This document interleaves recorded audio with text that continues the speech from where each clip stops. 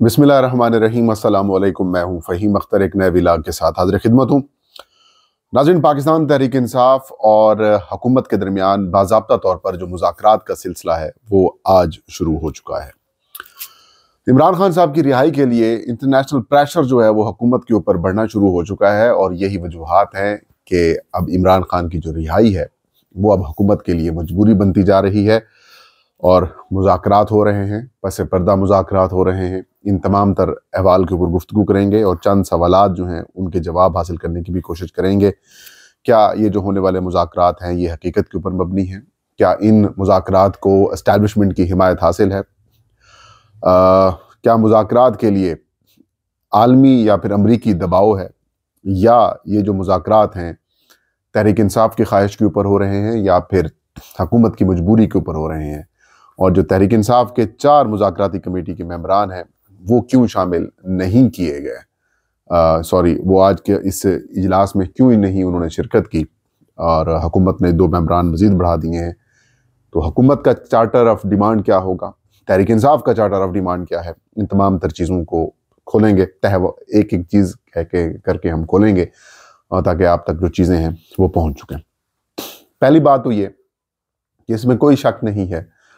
कि जो पाकिस्तानी हुकूमत और एस्टैब्लिशमेंट है वो इस वक्त शदीद तरीन दबाव का शिकार है, परेशानी का शिकार है। मैं अपने पिछले 2 व्लॉग्स के अंदर भी यही बात कह चुका हूँ कि सिस्टम कोलैप्स करने वाला है। इमरान खान से बेहतर डील हासिल करने की कोशिशें की जा रही हैं और वो ये चाहते हैं कि अगर अमेरिका की जानिब से ये डिमांड की जाए कि पाकिस्तान के अंदर बुनियादी इंसानी हकूक़ को बहाल किया जाए, पाकिस्तान के अंदर जमहूरियत को बहाल किया जाए, रूल ऑफ लॉ को मेंटेन किया जाए और जो डेमोक्रेसी की रूह के मुताबिक चीज़ें हैं वो अगर की जाएं, तो उनमें अल्टीमेटली पाकिस्तान तहरीक इंसाफ को मैंडेट भी वापस मिल रहा है। 26वीं आईनी तरमीम जो कि गैर आईनी तरीके से की गई और जिस तरीके से सुप्रीम कोर्ट को मुनज़्ज़म कर दिया गया वो भी बहाल होनी है। और इमरान खान साहब के ऊपर जो, या पाकिस्तान तहरीक इंसाफ के वर्कर्स के ऊपर या फिर जो PTI के लीडरशिप के साथ जो कुछ सलूक किया गया है वो भी ख़त्म हो जाएगा और यूँ तहरीक इंसाफ की जो हुकूक हैं वो मिल जाएंगे और रूल ऑफ लॉ कायम हो जाएगा और इमरान खान की जो रिहाई है वो फिर मुमकिन हो पाएगी। लेकिन उससे पहले बहुत सारे ऐसे इकदाम किए जा रहे हैं जिससे तहरीक इंसाफ को या फिर इमरान खान साहब को दबाव में लाने की कोशिशें की जा रही हैं। 190 मिलियन पाउंड केस का फैसला आज सुनाया जाना था, लेकिन इस मुज़ाकरात की संजीदगी को या फिर मामलात को देखने के लिए ये जो फैसला है इसे डेफर कर दिया गया। अब ये फैसला जो है वो जनवरी के दूसरे या फिर पहले हफ्ते के जो आखिरी दिन होंगे तब तक जो है वो सुनाया जाएगा। आज बाज़ाब्ता तौर पर तहरीक इंसाफ और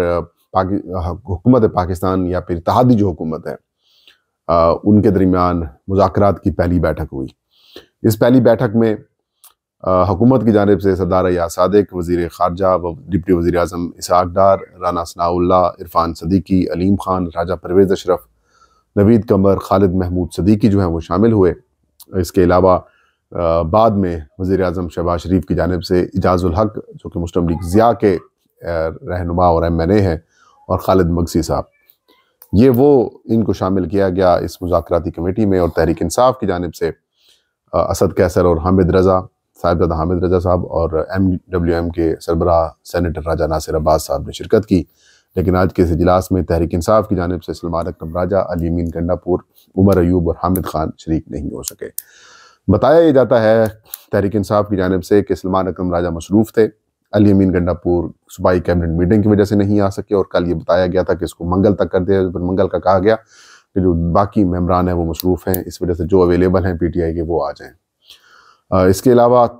Umar Ayub opposition leader cases की वजह से और उन्होंने अदालत में पेश होना था वो नहीं आ सके, और हामिद खान साहब जो बैरून मुल्क होने की वजह से सेनेटर हैं वो शिरकत नहीं कर सके। तो इस वजह से तहरीक इंसाफ के ये लोग शरीक नहीं हुए। लेकिन हौसला अफजा बात यह है कि मुज़ाकरात चल पड़े हैं और अगला जो इजलास होगा उसमें दोनों जमातों की जानिब से या फिर दोनों फ़रीक़ैन की जानिब से जो चार्टर ऑफ डिमांड्स हैं वो पेश की जाएंगी। Charter of demand Tehreek Insaf की यही है, जो बेगुनाह कैदी हैं उनको रिहा किया जाए, सियासी कैदियों को तहरीक इंसाफ के, جو پولیٹیکل موٹیویٹڈ کیسز بنا کر ان کے اوپر دائر کیے گئے ہیں، بنائے گئے ہیں، وہ رہا کیا جائے، عمران خان کو رہا کیا جائے، اور 9 مئی اور جو ثانیہ 26 نومبر 2024 ہے، ان کی سپریم کورٹ آف پاکستان کے 3 سینئر موسٹ ججز کے اوپر مشتمل جوڈیشل کمیشن بنایا جائے، اور اس کی فیکٹ فائنڈنگ رپورٹ یا پھر جو ڈیٹیلز ہیں وہ سامنے لائی جائیں، یہ واقعہ کس نے کیا، کیوں کیا گیا، گولی کیوں چلائی گئی، یا پھر جو 9 مئی ہے اس کے سارے پروسیس کو جو ہے وہ کیا جائے۔ پی ٹی آئی کی چارٹر آف ڈیمانڈ ہے، 26ویں آئینی ترمیم وغیرہ وہ بھی بعد میں اندر آئیں گی۔ اس کے علاوہ حکومت کی جانب سے بھی چارٹر آف ڈیمانڈ جو ہے وہ رکھا جائے گا پی ٹی آئی کے سامنے۔ اس میں ظاہر ہے ممکنہ طور پر کیا ہو سکتا ہے، یہی ہوگا کہ حکومت کے مینڈیٹ کو تسلیم کیا جائے، الیکشن 2024 کو مانا جائے، آپ اپنا اپوزیشن کا کردار ادا کریں، اور تحریک انصاف 9 مئی کے واقعات کے اوپر اپنی پوزیشن کلیئر کریں، یعنی جو حکومت کی طرف سے ہوگی کہ معافی مانگے، جو کہ میرے خیال میں نہ ہونے کے برابر ہوگی، اور امپورٹنٹ ہوگا عدالتوں سے رہائی یا پھر ریلیف جو ہے، جو قیدیوں کی رہائی ہے یا پھر ریلیف ہے،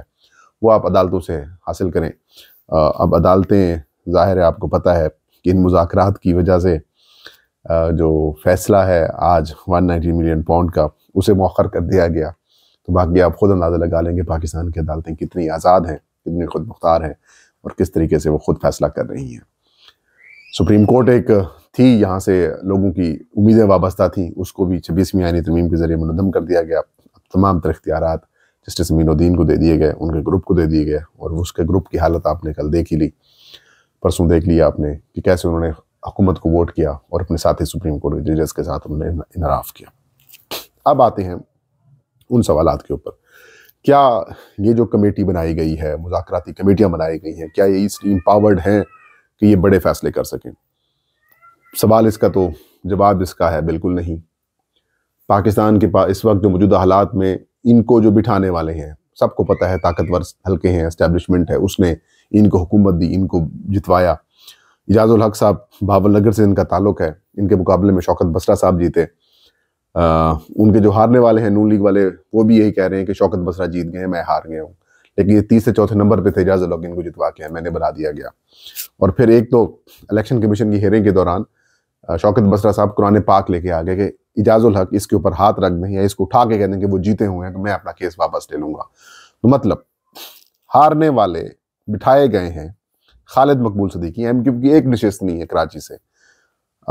راجہ پرویز اشرف تقریباً 7 سے 8 ہزار ووٹوں سے ہارے ہوئے ہیں۔ اسحاق ڈار کا آپ کو پتہ ہے، رانا ثناء اللہ خود ہارے ہیں مشیر کے عہدے کے اوپر ہیں، عرفان صدیقی چلے سینیٹر ہیں، علیم خان صاحب ہارے ہوئے ہیں،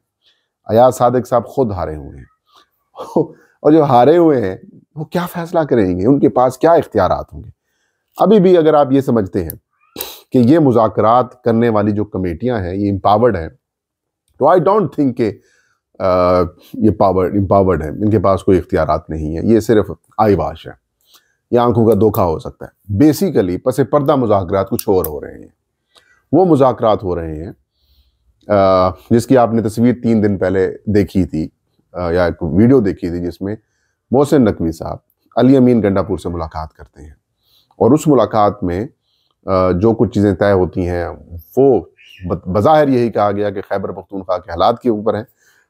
نو ڈاؤٹ اباؤٹ اٹ، اس کے اوپر ڈسکشن ضرور ہوئی ہوگی، لیکن اصل ڈسکشن ہوئی تھی عمران خان اور پاکستان تحریک انصاف کے ساتھ مذاکرات کی، کیونکہ نامزد امریکی حکومت، نامزد امریکی صدر ڈونلڈ ٹرمپ کے جو خصوصی ایلچی جو انہوں نے مقرر کیا ہے رچرڈ گرنیل، انہوں نے کلیئر پوزیشن اختیار کی ہوئی ہے اباؤٹ پاکستان، اباؤٹ عمران خان۔ تو ایسی صورتحال میں اگر کوئی یہ کہتا ہے کہ یہ جو مذاکراتی کمیٹی ہے یہ امپاورڈ ہے تو غلط ہے۔ پس پردہ مذاکرات کچھ اور چل رہے ہیں، اس کے اندر ٹاپ جو اسٹیبلشمنٹ ہے وہ بھی انوالو ہے، وہ بھی اس کے اندر بات چیت کر رہی ہے، ادھر چیزیں طے ہوں گی اور پھر ان کو بھیج دی جائے گی کہ آپ اناؤنسمنٹ کر دیں یا آپ یہ چیزیں، یہ معاملات کر دیں۔ تو یہ ایک سیناریو ہو سکتا ہے۔ اور ویسے بھی عمران خان صاحب کی رہائی کا جو دباؤ ہے وہ بڑھ چکا ہے، وہ خوفناک حد تک بڑھ چکا ہے، اور اس بات کی ریئلائزیشن ہمارے طاقتور حلقوں میں ہے، اندرون خانہ ان کی ریئلائزیشن ہے، لیکن پبلکلی وہ اس کو شاید ایکسیپٹ نہ کریں یا پبلکلی اس کو تسلیم نہ کریں تو علیحدہ بات ہے، لیکن دباؤ ہے۔ اور کچھ تو حلقے یہ بھی کہہ رہے ہیں کہ اگلے 15 سے 20 سے 25 دن میں، 25 دن بڑے امپورٹنٹ ہیں، ان دنوں کے اندر، ان دنوں میں بہت ساری جو ڈیولپمنٹس ہیں عمران خان کی رہائی کے حوالے سے وہ ممکن دکھائی دے رہی ہیں، اور یہی وجہ ہے کہ میں یہ کہہ رہا ہوں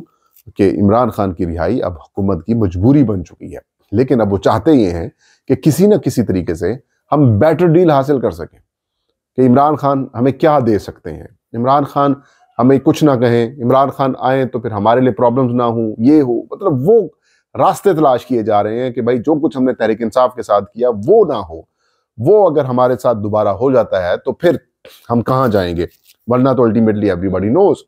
کہ مالک کون ہے، اختیار کس کے پاس ہے، اقتدار کس کو ملا ہے، مینڈیٹ کس کو ملا ہے، اصل حکمران کون ہے، جیلوں میں کون ہے، جیلوں میں جن کو ہونا چاہیے وہ مسند اقتدار ہیں، اور جن کو مسند اقتدار ہونا چاہیے وہ اس وقت بیچارے جیلوں کے اندر پڑے ہوئے ہیں۔ تو بات بڑی کلیئر ہے، ان کو بھی پتا ہے کہ ہم نے جو کچھ کیا ہوا یہ فراڈ کے اوپر قائم نظام ہے، وہ کسی بھی وقت منہدم ہو سکتا ہے۔ تو حالات اسی طرف بڑھنا شروع ہو چکے ہیں، اور اس کی بڑی جو وجہ ہے وہ امریکہ کے 5 نومبر 2024 کو ہونے والے انتخابات ہیں۔ اگر بائیڈن صاحب کی جماعت جیت جاتی تو یہ سسٹم ایسے ہی چلنا تھا۔ اب وہاں پر حالات چینج ہو چکے ہیں، ڈونلڈ لو بھی ختم، بائیڈن صاحب بھی ختم، وہ پالیسیز ختم، امریکہ کی خاموشی ختم۔ اب حالات اگر تھوڑے سے نہیں بہت زیادہ وہاں سے ہٹ گئے ہیں تو یہاں پر بھی الٹیمیٹلی تبدیلی آنی ہے۔ اب سوال یہاں پر یہ اٹھتا ہے، کیا ان مذاکرات کی اسٹیبلشمنٹ کو حمایت حاصل ہے؟ بالکل حاصل ہے، انہی کے کہنے کے اوپر یہ کی جا رہی، وہی کہہ رہے ہیں کہ آپ کمیٹی بنائیں۔ اور اطلاعات یہ ہیں کہ آج جس وقت یہ مذاکرات چل رہے تھے تو ساتھ ہی ایوان صدر اور پرائم منسٹر آفس ہاؤس میں بھی کچھ میٹنگز چل رہی تھیں انہی چیزوں کو لے کر، اور بڑی سنجیدہ لیول کے اوپر میٹنگز چل رہی تھیں، اس کے اندر بڑے طاقتور حلقوں کے لوگ بھی شامل تھے۔ اور امریکی دباؤ والا کہ امریکی دباؤ کے اوپر ہو رہے ہیں، تو ہرگز امریکی دباؤ کے اوپر نہیں ہو رہے یہ مذاکرات، یہ پہلے سے خود سے انیشیٹو لیا جا رہا ہے کہ اگر ادھر سے یہ چیزیں پبلکلی آ جاتی ہیں، آفیشلی آ جاتی ہیں، تو پھر ہم کیا کریں گے۔ تو ہم کوشش یہ کر رہے ہیں طاقتور حلقے کہ کسی نہ کسی طریقے سے خان صاحب سے ہم بیٹر ڈیل حاصل کر سکیں۔ اور یہ کیا پی ٹی آئی کی خواہش کے اوپر ہو رہے ہیں؟ پی ٹی آئی کے کچھ لوگ جو ہیں وہ استعمال ہو رہے ہیں، جو عمران خان صاحب کو اس طرف قائل کرنے کی کوششیں کر رہے ہیں کہ آپ مذاکرات کی طرف جائیں، آپ معاملات کی طرف جائیں، آپ آگے بڑھیں۔ تو خان صاحب نے بھی کہا چلو ٹھیک ہے جی، بڑھو جی آگے۔ اب وہ آگے بڑھ رہے ہیں انہی کی کہنے کے اوپر کہ کسی نہ کسی طریقے سے دونوں کو ملا کر معاملات بہتر کر دیے جائیں۔ تو اگلے 15 سے 30 دن امپورٹنٹ ہے، 1 مہینہ یعنی کہ آپ یوں کہہ سکتے ہیں کہ وہ بہت اہم ہے عمران خان صاحب کی رہائی اور مذاکرات کی کامیابی یا پھر ناکامی سے حوالے سے۔ الٹیمیٹلی خان صاحب نے باہر آنا ہے۔ یہ تھا آج کا ویلاگ، مجھے اجازت دیجیے، اللہ ہم سب کا حامل حاصل۔